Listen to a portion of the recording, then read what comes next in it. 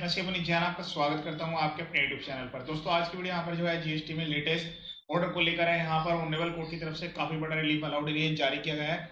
Video को पूरा and तक देखिएगा और शेयर जरूर कीजिएगा। अगर आपके भी नोटिस में दो डिफेक्ट्स हैं तो आप भी अपने नोटिस को या फिर ऑर्डर को इनवैलिड करा सकते हैं। यहाँ पर मैंने अलग अलग ऑनरेबल कोर्ट्स के काफी सारे जजमेंट ऑर्डर अपलोड किए हुए हैं, जहां पर एसएससी को डायरेक्ट रिलीफ प्रोवाइड की गई है। 3v2 मिसमैच को लेकर, R1 3v मिसमैच को लेकर काफी सारे यहाँ पर ऑर्डर जो कि ऑनरेबल कोर्ट की तरफ से, अलग अलग ऑनरेबल कोर्ट्स की तरफ से जारी किए गए हैं, वो सब यहाँ पर अपलोडेड है। उनकी जो सॉफ्ट कॉपी है, पीडीएफ कॉपी, आप ऑनरेबल कोर्ट की वेबसाइट पर जाकर डायरेक्ट डाउनलोड कर सकते हैं। यहाँ पर भी इस वाले पीडीएफ की अगर आपको कॉपी चाहिए तो आप वहां से डायरेक्ट डाउनलोड कर पाएंगे। रिट पिटिशन नंबर या फिर उसके अलावा एसएससी के नाम से भी आप सर्च कर लीजिएगा, वहां पर आपको मिल जाएगा। ये 19 पेज का ऑर्डर है और इसमें जो है काफी डिटेल डिस्कशन किया गया है। आपके नोटिस में अगर ये डिफेक्ट है तो आपके भी नोटिस को आप इनवैलिड करा सकते हैं। अपने नोटिस के रिप्लाई में भी आप इसको जरूर मेंशन करें। और इसके अलावा अगर आप अपील में जा रहे हैं वहां पर भी आप इसको जरूर मेंशन करें। इसके अलावा जो यहाँ पर वीडियो अपलोड किए गए हैं उनमें अलग अलग नोटिस को भी डिस्कस किया गया है। जब यहाँ पर 2025 में नए नोटिस जारी किए गए सेक्शन 73 74 के supplier cancel dealer default e way bill invoicing के non compliance 2v 3v mismatch R1 3v mismatch.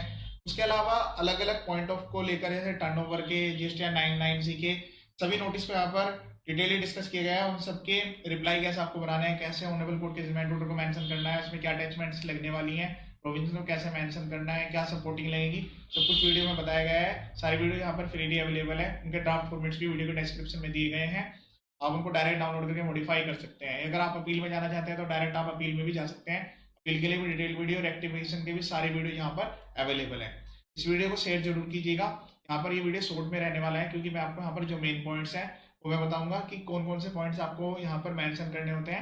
इसके अलावा ये पॉइंट्स अगर आपके भी नोटिस में है, ऑर्डर में है, तो उस चीज को आपको आइडेंटिफाई करना है क्योंकि अलग अलग स्टेट में अलग अलग टाइप की हो सकती है ड्राफ्टिंग हो रही हो, क्योंकि हर स्टेट में स्टेट अथॉरिटी से भी और सेंट्रल अथॉरिटी से भी जो फॉर्मेट्स हैं नोटिस जारी करने के, ऑर्डर जारी करने के डिफरेंट हो सकते हैं, लेकिन सबका मोड एक ही होगा कि जीएसटी पोर्टल पर उनको अपलोड किया जाता है।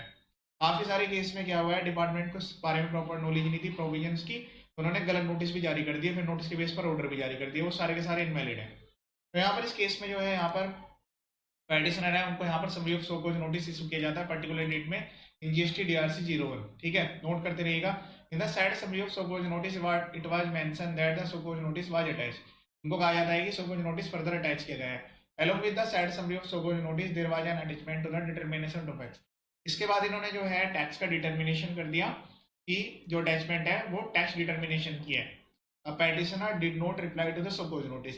पेटिशनर ने रिप्लाई नहीं किया in view of the fact there was no show cause notice attach. ये नोट करें, इन्होंने डीआरसी 01 तो लगाया, टैक्स डिटरमाइन कर दिया, लेकिन सो कॉज नोटिस नहीं दिया। तो सो कॉज नोटिस भी होना जरूरी है और उसमें प्रॉपर रीजनिंग भी जरूरी है। आप डिपार्टमेंट से ये चीज मांग सकते हैं कि किस बेस पर आपने नोटिस जारी किया, आपके पास क्या फैक्ट है, और डिपार्टमेंट को सारी चीज आपको प्रोवाइड करनी होगी। तो इन्होंने यहाँ पर जो है कोई भी नोटिस लगा हुआ नहीं था। Pursuant there to summary of order इस पर्टिकुलर डेट में डीआरसी 07 डिपार्टमेंट ने इशू कर दिया। तो the said summary of order uploaded in GST DRC 07 there was an attachment stating the manner. उसमें जो है मैनर स्टेट, यहाँ पर स्टेटिव इन्होंने जो है स्टेटिक किया कि भाई हमने इस तरीके से आपका टैक्स कैलकुलेट किया है, वो चीज यहाँ पर है। The reason assign for passing of said order was that taxpayer had not reply और कंटेस्टेड द नोटिस। वो कह रहे हैं टैक्सपेयर का ना रिप्लाई आया, नहीं उन्होंने इसके कोई क्रॉस ऑब्जेक्शन फाइल किए। And as such has been agreed with the terms of notice. इसलिए यहाँ पर एज्यूम किया जा रहा है कि उन्होंने इसको एग्री कर लिया। It is relevant to mention that the attachment to the both GST DRC 01 as well as the GST DRC 07 did not contain any signature of the proper officer. पहला पॉइंट वो नोट कर लिया आपने कि वहां पर सो कॉज नोटिस नहीं था। दूसरा पॉइंट है कि प्रॉपर ऑफिसर के सिग्नेचर नहीं थे, ये भी नोट कर लीजिए। It is the grievance of the petitioner that petitioner was not provided with an opportunity of hearing as provided under section 75(4) of the CGST या फिर AGST Act before passing of the order particular date this and being aggrieved the writ petition has been filed। तीसरा defect यहाँ पर है, तीनों defect में से कोई भी डिफेक्ट हो, ऐसा कोई जरूरी नहीं कि तीनों डिफेक्ट होने जरूरी हो, बस आपको आइडेंटिफाई करना है। पेटिशनर की तरफ से जो लैंड काउंसिल उन्होंने कहा कि जो रूल 142 है उसका वायलेशन हुआ है। 73 के अंडर में प्रोविजंस में क्लियरली लिखा गया है कि यहाँ पर जो है जो summary of so cause notice है डीआरसी 01 में, उसमें स्पेशली अलग से सो कॉज नोटिस भी अटैच करने की रिक्वायरमेंट आती है। दो चीजें वहां पर होती है, एक तो DRC-01 लिखा होता है और उसके साथ साथ सोकोज नोटिस में प्रॉपर समरी दी जाती है। हालांकि मैंने जो नोटिस यहाँ पर डिस्कस किए गए थे तो उस वाले केस में तो डिपार्टमेंट ने प्रॉपर नोटिस ही भेजे थे। There is no mention that the petition is required to so cause notice and that the said attachment to the DRC-01 does not contain the signature of proper officer। तो वो कह रहे हैं कि इसमें जो है DRC-01 जो है यहाँ पर लगाया हुआ था लेकिन उसमें सो कॉज नोटिस अटैच नहीं था, प्रॉपर ऑफिसर के साइन भी नहीं थे। इन्होंने फिर यहाँ पर GST रूल का यहाँ पर दिया है कि डिजिटल सिग्नेचर होना यहाँ पर जरूरी है, DSC हो या फिर ई सिग्नेचर हो उससे कोई फर्क नहीं पड़ता है, लेकिन प्रॉपर ऑफिसर के सिग्नेचर होना जरूरी है। और इस बेस पर तो काफी ज्यादा नोटिस इनवैलिड हो गए हैं। अदर दूसरी यहाँ पर ऑनरेबल कोर्ट्स की भी अभी रिसेंटली मैंने जजमेंट ऑर्डर अपलोड किया था, वहां पर भी ऑनरेबल कोर्ट ने ये व्यू दिया है कि अगर किसी भी डॉक्यूमेंट पे डिन नंबर नहीं है या सिग्नेचर नहीं है तो वो इनवैलिड होगा, उसके बेस पर जो ऑर्डर है वो इनवैलिड होगा। यहाँ पर जो है ऑनरेबल तेलंगाना हाई कोर्ट का जजमेंट ऑर्डर दिया गया है। हालांकि फर्दर यहाँ पर अदर जजमेंट ऑर्डर्स भी हैं, जैसे ऑनरेबल यहाँ पर जो है झारखंड हाई कोर्ट का भी जजमेंट ऑर्डर है कि DRC-01 के साथ summary of so cause notice की भी बात करता है। ऐसे ही आपको भी अपने स्टेट में, जिस भी स्टेट में आप बिलोंग करते हैं वहां पर चेक करना होगा आपके स्टेट में भी ऑनरेबल कोर्ट्स के जजमेंट ऑर्डर आए हुए होंगे, तो उन वाले जजमेंट्स में आपको प्रॉपर्ली चेक करना है कि क्या चीज थी। और अलग अलग फैक्ट्स को लेकर अलग अलग बहुत सारे ऑर्डर्स तो मैंने भी यहाँ पर अपने यूट्यूब चैनल पर अपलोड किए हुए हैं, वो देख सकते हैं, और जो भी पैरा आपको कॉपी करना है वो वहां से कॉपी कर सकते हैं। तो उसमें यहाँ पर यही पर्टिकुलर डिस्कस किया गया है। तो डिपार्टमेंट की तरफ से लर्न काउंसिल है, उन्होंने यहाँ पर अपनी बात को जस्टिफाई करने की यहाँ पर काफी ट्राई किया। उन्होंने कहा कि जो डिपार्टमेंट है उन्होंने summary of so cause notice DRC-01 में इशू किया है जिसमें टैक्स डिटर्मिनेशन की बात की गई है, ठीक है, लेकिन एसएससी ने उसका रिप्लाई नहीं किया। ये अपनी बात पर यहाँ पर है कि एसएससी ने रिप्लाई नहीं किया। उसके बाद जो है ये अलग से इनको सेपरेट नोटिस नहीं मिला है, टैक्स डिटर्मिनेशन तो कर दिया गया है। तो यहाँ पर जो है लैक ऑफ सिग्नेचर वाले पॉइंट को उन्होंने खुद से भी एक्सेप्ट किया है, ठीक है। DRC-01 और DRC-07 में यहाँ पर सिग्नेचर का लैक है, लेकिन फिर उसके बाद ये बोलते हैं कि इसमें जो सिग्नेचर किया है फर्दर कोई रिक्वायरमेंट नहीं है, GST पोर्टल पर प्रॉपर ऑफिसर के लॉगिन और ये जो डिजिटल सिग्नेचर है उनसे ये जनरेट होते हैं। ऐसा अदर ऑनरेबल कोर्ट के जजमेंट ऑर्डर में ही सबमिशन दिया गया है, क्योंकि वहां पर क्या करते हैं वो HD लिख के प्रॉपर ऑफिसर अपलोड कर देते हैं और वो बाद में कहा जाता है कि पोर्टल पर जो अपलोडिंग की जा रही है वो उनके लॉगिन के बाद या DSC से लॉगिन करने के बाद ही की जा रही है। तो अलग से GST पोर्टल पर एडवाइजर है, लेकिन उसको भी यहाँ पर नल एंड वॉइड कर दिया गया है। कोई भी एडवाइजरी रूल को ब्रेक नहीं कर सकती। आप ये चीज कह रहे हैं तो आप इसको एक्ट में लिख दीजिए, तो फिर ये एक्ट में अगर लिखा जाता है तो बाकी अदर एक्ट जहां पर सिग्नेचर की बात आती है, डिन नंबर की बात आती है, तो वो वायलेट हो जाएंगे। तो ये एक्ट में नहीं लिख रहे हैं, एडवाइजरी से कोई ज्यादा फर्क नहीं पड़ता है। तो इन्होंने ये चीज यहाँ पर प्रूफ करने की कोशिश की है कि पोर्टल जो है वो बिना ऑथेंटिकेशन के तो ऑपरेट ही नहीं हो सकता है, ठीक है। दोनों साइड की बात कंफर्म होने के बाद अब यहाँ पर फाइनल डिसीजन है ऑनरेबल कोर्ट का, समझिएगा। 3 पॉइंट पे यहाँ पर चैलेंज किया गया है। पहला तो जो ये आपका पॉइंट आता है कि आपको पर्सनल हियरिंग नहीं दी गई, वो है violation of principle of natural justice. तो वैसे तो इसी बेस पर ही आपके फेवर में डिसीजन आ जाएगा, लेकिन इसमें प्रॉपर डिस्कशन किया गया है। तो ये DRC-01 वाला पॉइंट है कि DRC-01 के साथ सो कॉज नोटिस अटैच होना मैंडेटरी है, पहला पॉइंट आ गया है। सेक्शन 73 को यहाँ पर प्रॉपरली डिस्कस किया गया है, ठीक है।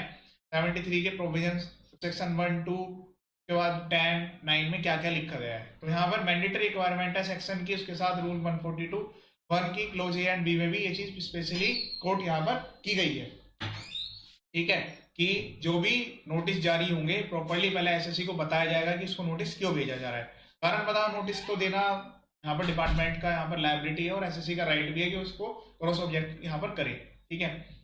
फिर यहाँ पर ऑनरेबल जो कोर्ट के जजमेंट ऑर्डर है उनको यहाँ पर प्रॉपरली डिस्कस किया गया है, पहले पॉइंट पर भी, दूसरे पॉइंट पर भी और तीसरे पॉइंट पर, ठीक है। अब हम फाइनली यहाँ पर डिसीजन एक बार देख लेते हैं कि यहाँ पर क्या डिसीजन आया हुआ है, वो उससे आपको काफी यहाँ पर हेल्प मिलेगी अपने ड्राफ्टिंग के रिगार्डिंग भी, ठीक है। तो ये मैंडेटरी की अपॉर्चुनिटी ऑफ बीइंग हेड दिया जाएगी, एसएससी ने कहा हो या फिर उसके अगेंस्ट में एडवर्स ऑर्डर जारी हो रहा हो। तो ये तो बिल्कुल क्लियर बात है कि एडवर्स ऑर्डर जारी हुआ है, 75(4) का वायलेशन है।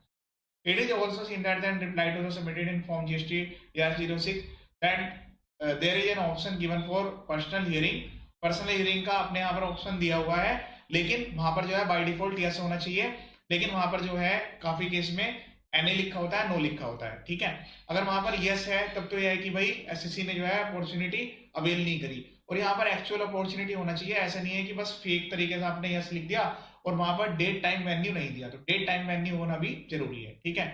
तो ऑनरेबल कोर्ट ने क्लियर किया है कि एक्चुअल में अपॉर्चुनिटी ऑफ हियरिंग प्रॉपर होनी चाहिए सोकोज नोटिस देने के बाद।